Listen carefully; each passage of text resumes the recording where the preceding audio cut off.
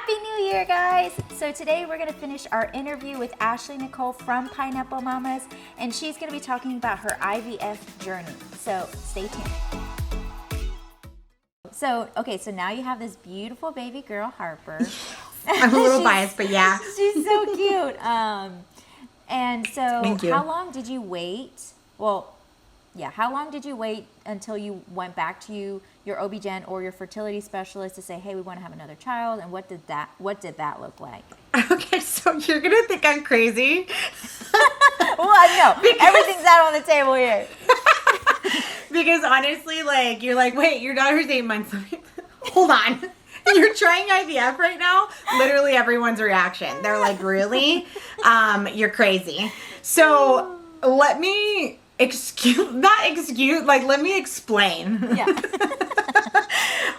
So when we started having issues getting pregnant, we are realistic people, right? Yeah. When it comes to this is just who we are. This is, this doesn't define me. This is just part of me.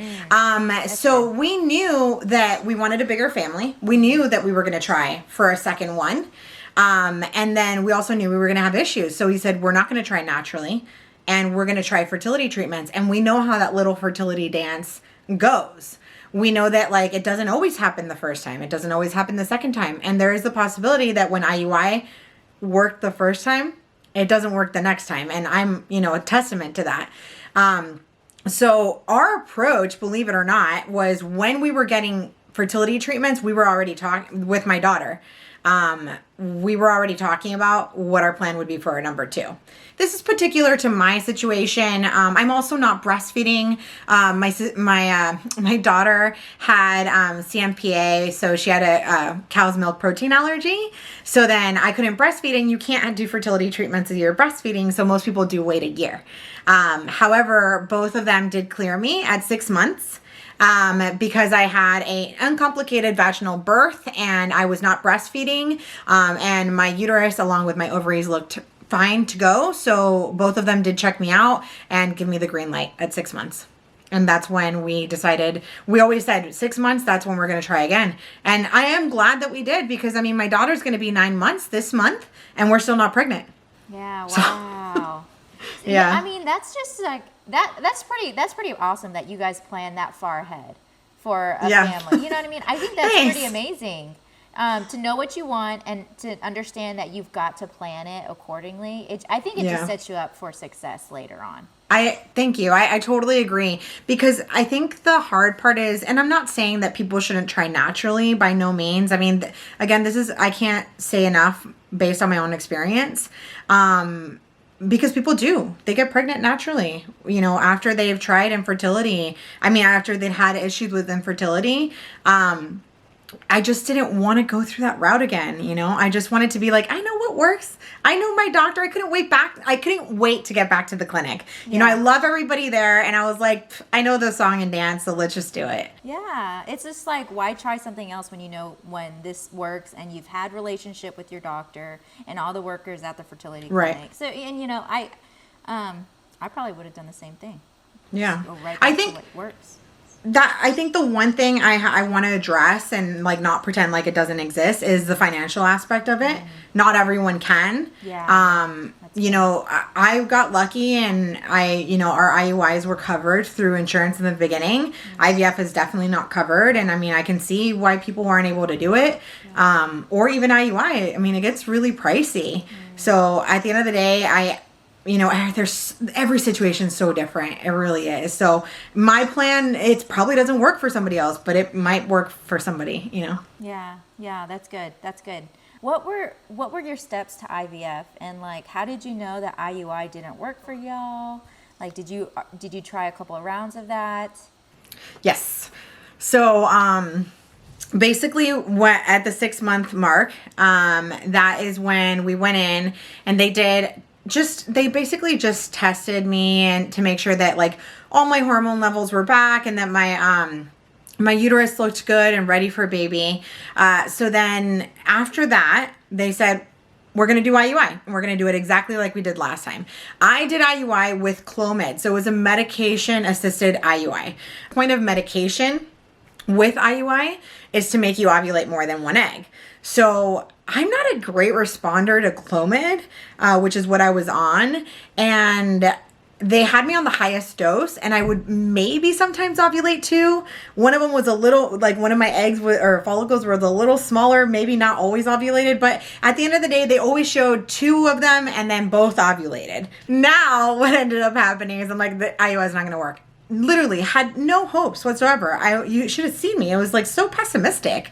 And I was just like, it's just not going to happen. I kept telling my husband, I'm so scared I'm going to have to do IVF.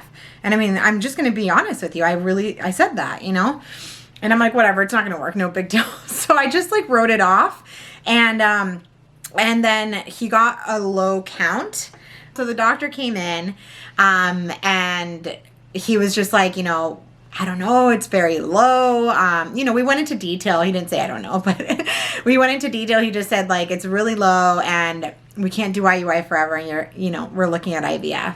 And at that point I was just kind of like, okay. And I'm just one of those people who like, just give me all the information, everything you got, just throw it at me. So I just asked him everything. And I was like, just, you know, what's the process and everything. So that's kind of how we got to IVF is, you know, it kind of was like, pushed upon us. Not pushed upon us, but you know, that's just the way the cookie crumbled, I guess. That's just how it turned out, which is fine. Yeah. And what would you say the biggest struggle is with IVF compared to IUI? Oh, it's such a different animal. Like it just it's a lot more medication, so it's a lot more tiring. And the cycles are longer because you have to have an egg retrieval, and then we're doing a frozen embryo transfer, so you have to wait for the genetic testing for that. If you do a fresh transfer, I believe it's all in one cycle. I'm not as familiar with that, but so we ended up doing like we're now, I want to say, in our 8th week, maybe 7th, so it's a longer process. The medications make me a lot more tired. Because I have like estrogen, I have steroids, progesterone, you know, like the medications to make your follicles grow are also really tiring for when you're going to do your egg retrieval. And then the egg retrieval itself was actually really hard for me. It's not always hard for everybody, but for me, it was like a week where I was like, it was bad. It was really uncomfortable. I didn't have any complications, thankfully, but it was really uncomfortable or painful. And then, yeah, so I would just say for me, IUI wasn't so bad. The Clomid gave me a lot of hot flashes. And, you know, when you're starting, and IUI feels invasive, you know, even though it's less invasive than IVF, it still is. It's difficult to go through fertility treatments your first time.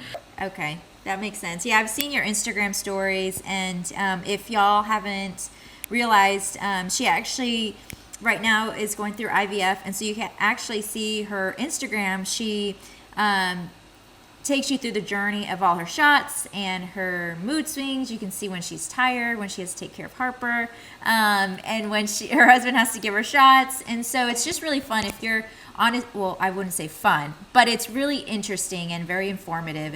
If you're thinking about fertility treatments, you can actually just follow Ashley Nicole and see what it's like for IVF, which I really appreciate. Yeah. Well, I mean, sometimes it is fun. I try to make it lighthearted. I'm not a very serious person, so.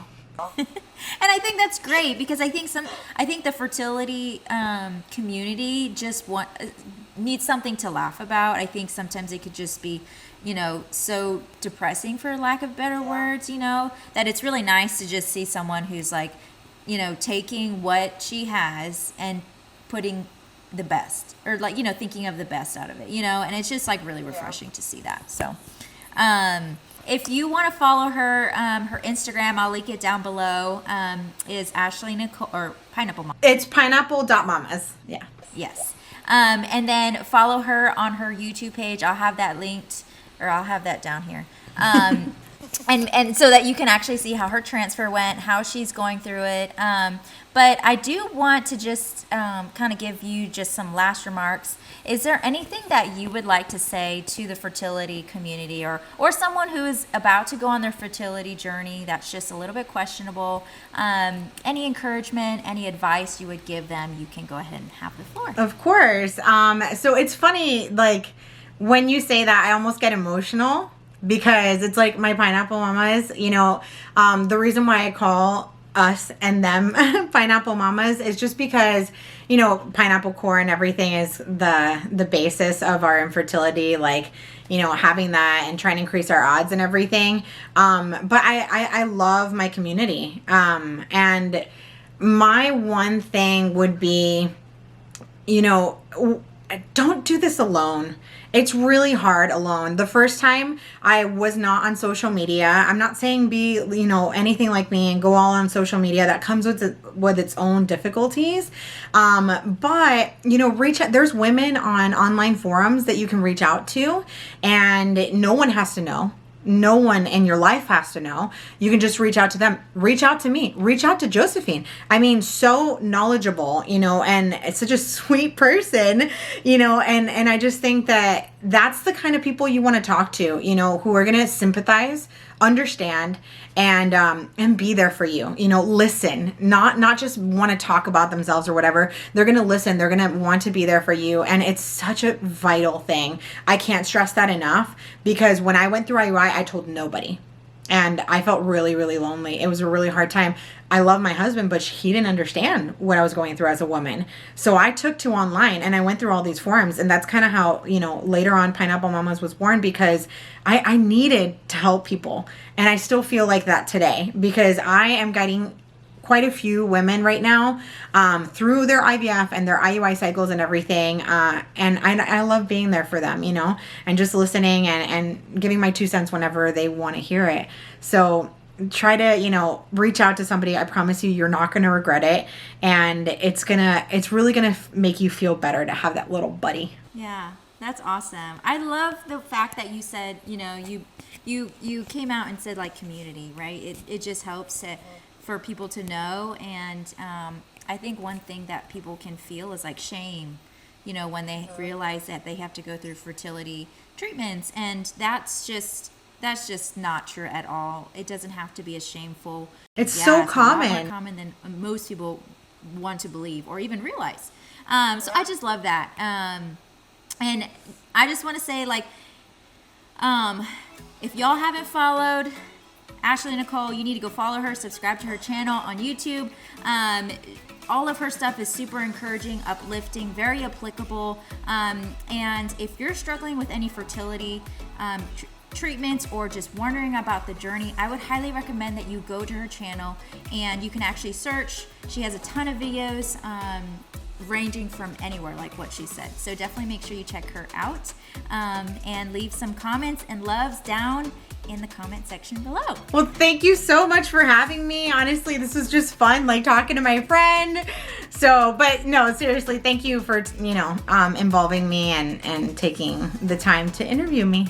If you got value from this interview or from this video, definitely consider subscribing to my channel and subscribing to Pineapple Mama's YouTube channel as well. Her information will be linked in the description box below. Remember, we always say here, it's always a great day to grow. Grow in life, grow your baby, grow emotionally, and grow spiritually. We will see you guys next week. Bye.